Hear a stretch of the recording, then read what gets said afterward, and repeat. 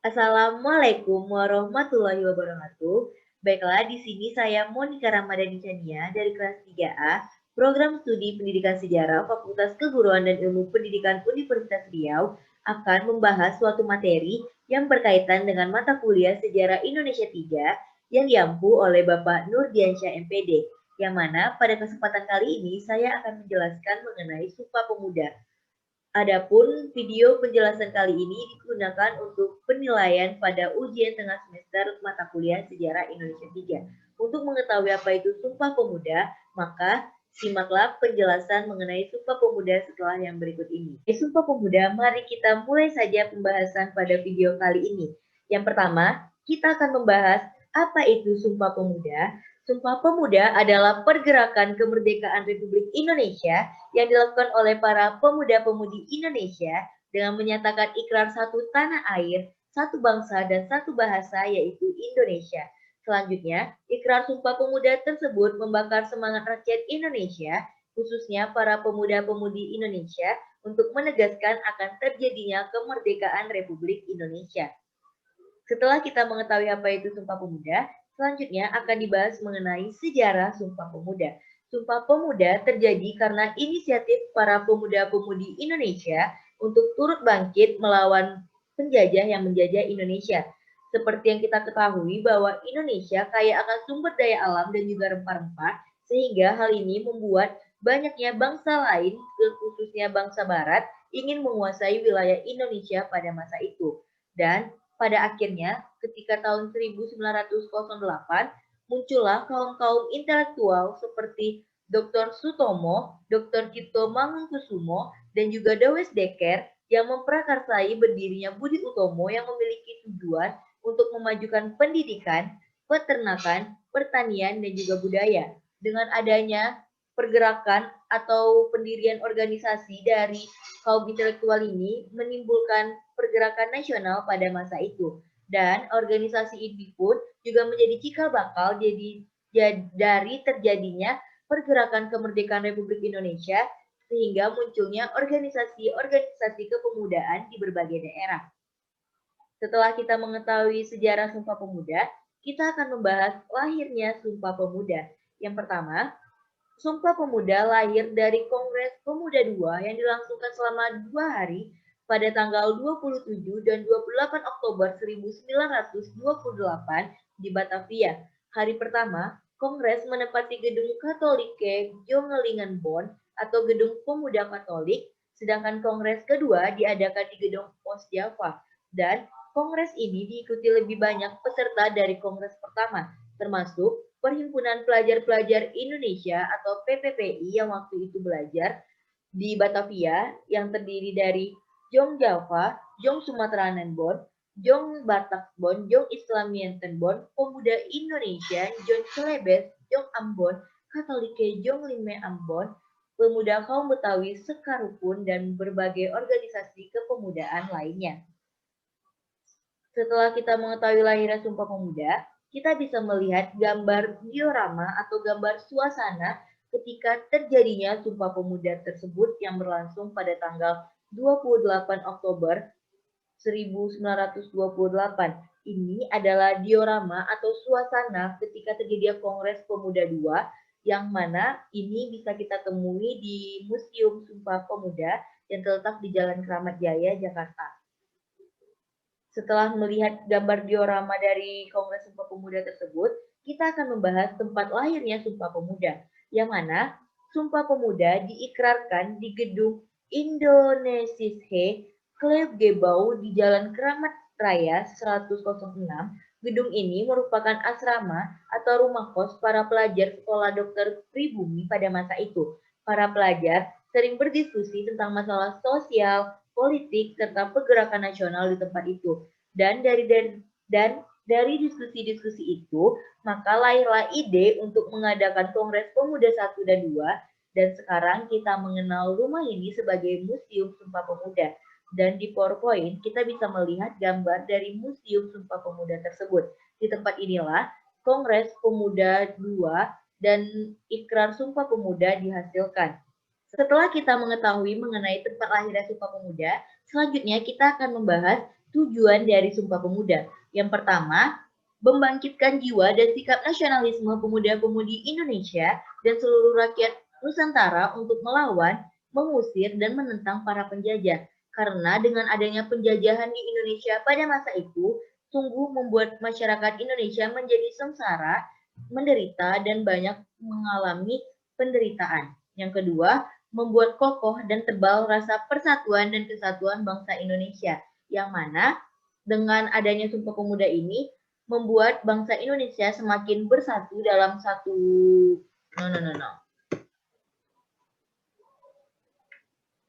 Baiklah, setelah kita mengetahui tempat lahirnya Sumpah Pemuda, selanjutnya kita akan membahas mengenai tujuan dari Sumpah Pemuda. Yang pertama, membangkitkan jiwa dan sikap nasionalisme pemuda-pemudi Indonesia dan seluruh rakyat Nusantara untuk melawan, mengusir, dan menentang para penjajah. Karena seperti kita ketahui bahwa dengan adanya penjajahan di Indonesia, membuat rakyat Indonesia menjadi menderita dan mengalami kesengsaraan yang cukup panjang.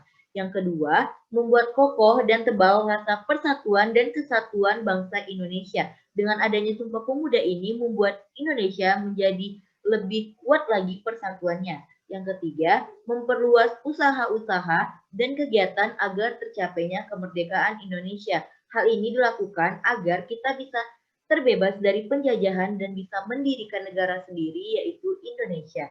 Menghilangkan rasa kedaerahan yang selalu menjadi penghalang rakyat Indonesia untuk bersatu. Karena seperti kita ketahui bahwa Indonesia ini terdiri dari berbagai macam suku bangsa, bahasa, ras, dan juga agama. Maka dengan adanya banyak keberagaman ini, sebelum adanya Sumpah Pemuda, rasa kedaerahan itu menjadi penghalang rakyat Indonesia untuk bersatu.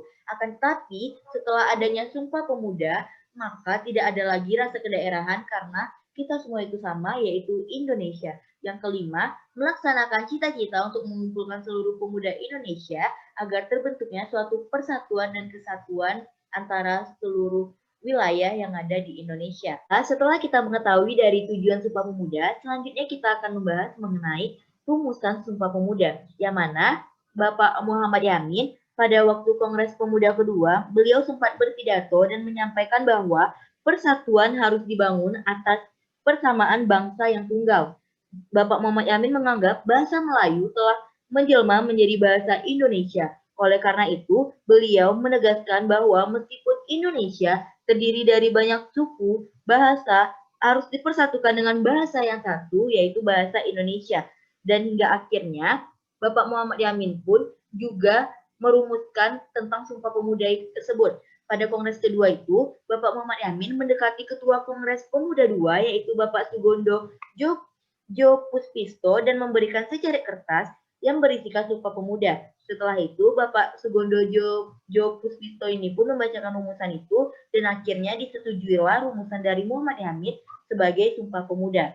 Setelah kita mengetahui mengenai rumusan Sumpah Pemuda, kita akan membaca mengenai isi Sumpah Pemuda, yang mana Sumpah Pemuda terdiri dari 3 isi. Yang pertama, kami putra dan putri Indonesia mengaku bertumpah darah yang satu, tanah Indonesia. Yang kedua, kami putra dan putri Indonesia mengaku berbangsa yang satu, bangsa Indonesia. Dan yang ketiga, kami putra dan putri Indonesia menjunjung bahasa persatuan, bahasa Indonesia. Setelah kita mengetahui isi Sumpah Pemuda tersebut, selanjutnya kita akan membahas mengenai makna Sumpah Pemuda, yang mana makna yang terkandung dalam peristiwa bersejarah ini ialah mengajarkan nilai-nilai persatuan bangsa, dan dengan adanya Sumpah Pemuda bisa membuktikan bahwa perbedaan yang dimiliki oleh bangsa Indonesia pada akhirnya dapat disatukan dalam suatu perwujudan Bhinneka Tunggal Ika yang berarti berbeda-beda tetapi tetap satu. Walaupun masyarakat Indonesia terdiri dari beragam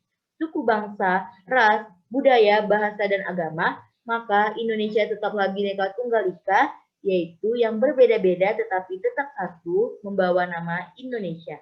Yang kedua, Sumpah Pemuda juga mengandung nilai patriotisme, gotong royong, musyawarah untuk mufakat, cinta tanah air, kekeluargaan, persatuan, dan yang lainnya. Yang mana dengan merumuskan Sumpah Pemuda, kita melakukan musyawarah untuk mencapai mufakat, dan dengan adanya Sumpah Pemuda, terbentuklah kekeluargaan dan persatuan yang lebih erat antara seluruh pemuda-pemudi yang ada di Indonesia. Salah satu gambar yang merupakan perwujudan dari makna Sumpah Pemuda, yang mana walaupun kita berbeda-beda, tetapi kita tetaplah satu. Di mana pada gambar ini terlihat beberapa orang yang menggunakan pakaian adat yang berbeda-beda dan tetap bersatu dalam satu kesatuan, yaitu Indonesia. Setelah kita mengetahui makna dari Sumpah Pemuda, selanjutnya kita akan membahas beberapa tokoh-tokoh Sumpah Pemuda. Yang pertama itu ada Soenario, yaitu Profesor Mr. Soenario Sastrowardoyo adalah seorang penasihat panitia dalam merumuskan Sumpah Pemuda dan pembicaranya.